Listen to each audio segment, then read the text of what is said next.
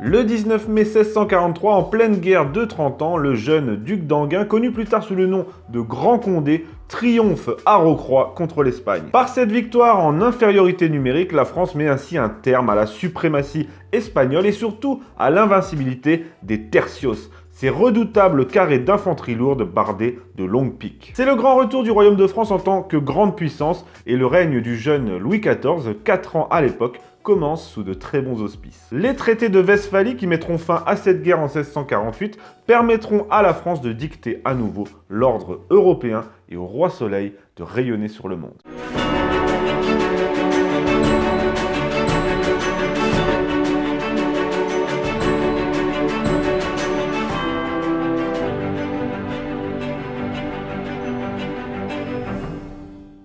Nous sommes en 1643 et le contexte c'est la guerre de 30 ans qui dure depuis 8 ans à ce moment-là. Elle oppose le camp des Habsbourg de Philippe IV à la France qui est pour l'occasion ralliée aux puissances protestantes. C'est la fameuse stratégie menée par Richelieu pour vaincre les Habsbourg. En parlant de Richelieu justement, le cardinal vient tout juste de mourir quelques mois plus tôt, le 4 décembre 1642. Et c'est ce qui va pousser les Espagnols à frapper fort. Chaque année, ils attaquent à la fois par les Pyrénées et par le nord. On rappelle qu'ils possédaient ce qu'on appelle les Pays-Bas espagnols. Et à l'époque, c'est important de le préciser, c'est l'Espagne qui jouit de la supériorité militaire et géopolitique, pendant que la France est embourbée dans des guerres civiles et religieuses. Et donc, en cette année 1643, les Espagnols comptent bien frapper fort. Plus fort que d'habitude, puisque leurs opérations ne vont pas se cantonner à une simple offensive en Artois comme tous les ans,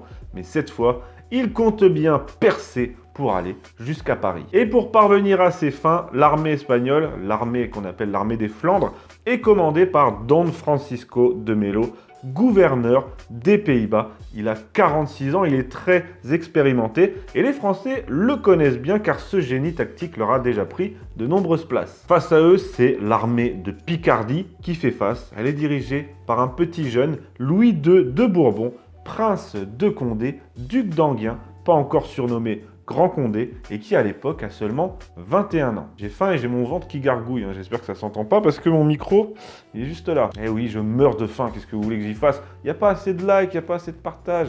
J'y peux rien moi, c'est votre faute. Bref, en ce mois de mai 1643, les Espagnols envahissent l'Artois, remportant succès sur succès et rapidement à Paris. C'est la panique. On craint cette fois de les voir se présenter aux portes de la ville. L'armée de Don Francisco de Melo va alors mettre le siège devant la ville de Rocroi dans les Ardennes. Cette place est défendue par un fort bâti en 1552, mais occupé par une très faible garnison, moins de 500 hommes. C'est le dernier verrou français, Rocroi, pour protéger la route de Paris. Il va falloir faire vite. C'est justement ce à quoi va s'évertuer le jeune duc d'Enghien. Le duc d'Enghien, c'est Condé, hein, c'est son titre à l'époque, qui a suivi de près tous les mouvements espagnols. Lorsqu'il apprend que ces derniers ont mis le siège devant Rocroi, il lance le terrible Gassion à la tête des chevaux légers afin d'harceler l'ennemi de toutes parts, s'inspirant ainsi d'une stratégie de cavalerie légère mise au point par Gustave II Adolphe de Suède.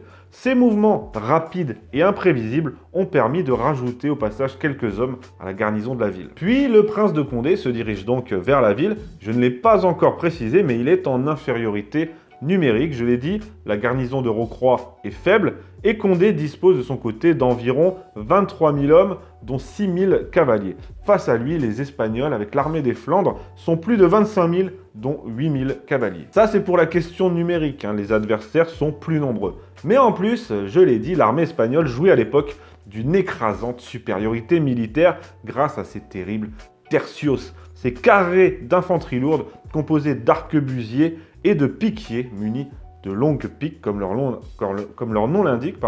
Ces carrés sont à ce moment-là réputés pour leur invincibilité dans toute l'Europe. La tâche sera donc ardue pour Enghien et pour la France, plus que jamais menacée. Quand le jeune prince arrive à Rocroi, il a en plus reçu une triste nouvelle.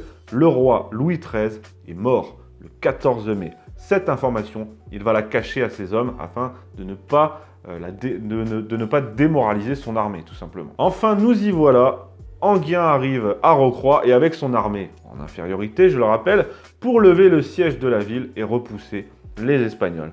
Les Espagnols, justement, sont parfaitement en position dans une clairière entourée de bois et de marais et dont tous les accès sont très faciles à défendre. C'est là que Don Francisco de Melo va commettre sa première erreur, une erreur d'orgueil. Il se sait supérieur en nombre, en force, en qualité. Il décide donc de hâter le combat pour en finir et il laisse les Français pénétrer sur le plateau. Ils se forment en carré massif, les tercios, et s'apprêtent à soutenir facilement le choc. Confiant quoi. Le 18 mai 1643, donc, les prémices de la bataille sont marquées par un feu important de l'artillerie espagnole sur les positions françaises. Le duc d'Enghien veut bien réagir, mais il est contraint de repousser son attaque au lendemain à cause d'un faux mouvement de son aile gauche. Mais le temps presse, car les Espagnols, en plus, attendent des renforts. Alors, dès l'aube du 19 mai 1643, jour de la bataille de Rocroi, il met son armée en mouvement. Aux côtés de Gassion, pour commencer, il se met à la tête de l'aile droite et culbute l'aile gauche espagnole commandée par le duc d'Albuquerque.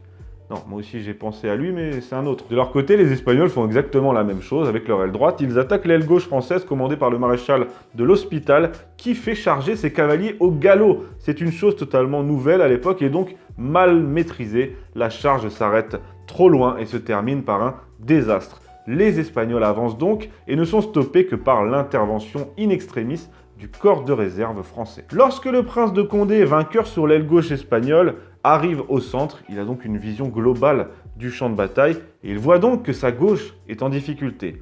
Et c'est là que tout va se jouer, puisque au lieu de se précipiter, de reculer pour sauver, pour soutenir l'Hospital, eh bien il décide de continuer son mouvement à la tête de ses cavaliers et de tourner le centre espagnol. C'est un mouvement décisif, une décision prise avec beaucoup de sang-froid malgré son jeune âge, et c'est ça qui va décider du sort de la bataille, puisque grâce à cette audace folle et fougueuse, les Espagnols sont tournés et leur centre se retrouve rapidement encerclé, séparé des ailes. Ce centre, justement, c'est le noyau dur de l'armée espagnole, un énorme bataillon de près de 5000 hommes, un tercios, mais pas n'importe lequel, un tercios viejos. En somme, ce sont des vétérans aguerris, l'équivalent, si vous voulez, de la vieille garde de Napoléon, toute proportion gardée bien sûr. Ce dernier carré espagnol, ce dernier tercios impénétrable est commandé par un vieillard de 83 ans,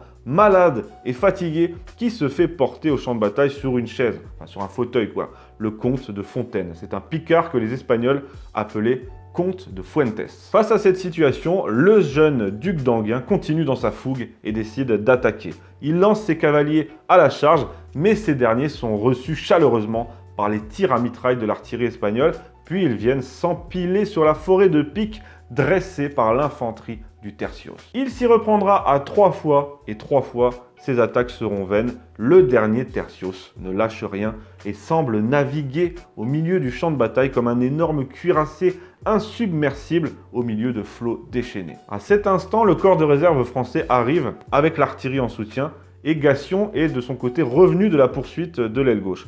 Plus que jamais, le tercios est encerclé et alors que ces vieux briscards étaient déterminés à ne rien céder, à lutter jusqu'au bout, leur commandant, le vieux comte de Fuentes, meurt sur son fauteuil, épuisé par les combats. Les officiers espagnols, qui redoutent une 4e charge dans cette situation, décident donc de demander la paix. Alors le duc d'Enghien s'avance à la tête des Français, l'épée haute pour réclamer la reddition, mais certains soldats espagnols qui n'ont pas compris et pensent à une attaque se mettent soudain à ouvrir le feu sur le prince. Alors dans les rangs français, on crie à la ruse, à la trahison, et les cavaliers déchaînés et remontés à bloc se ruent à la charge sur le tercios, qui, face à une telle rage, est totalement culbuté en quelques minutes. Ainsi se termine la bataille de Rocroi par une victoire française totale. Si la cavalerie espagnole est parvenue à s'en tirer, presque toute l'infanterie est soit tuée, soit capturée. Les Espagnols perdent 6000 hommes et autant de prisonniers. Cette victoire décisive permet au prince de Condé de repousser les Espagnols, d'empêcher l'invasion de la France par le nord et par la même occasion de faire retentir son jeune nom dans l'histoire. Grâce à son génie tactique, à son sang-froid et à sa bravoure, il a totalement renversé la vapeur et il a mis fin à la suprématie de l'infanterie espagnole, des tercios, au profit de la cavalerie française. La victoire de Rocroi marque un tournant dans la guerre de 30 ans. La France va ainsi continuer sur sa lancée et en 1648, lors de la signature des traités de Westphalie, elle va à nouveau dicter l'ordre européen et reprendre le rôle de première puissance européenne au détriment des Habsbourg. C'est le premier grand fait d'armes éclatant du futur Grand Condé et le moins que l'on puisse dire, c'est que le règne du petit Louis XIV, 4 ans à l'époque, commence sous de très bons auspices. Puis si vous voulez la suite, c'est dans mon cours d'histoire sur Louis XIV, qu'est-ce que vous voulez que je vous dise? Merci de votre attention, n'oubliez pas les pouces bleus, le partage, les commentaires, je les lis quasiment tous, pour ne pas dire tous. Merci à vous et à la semaine prochaine.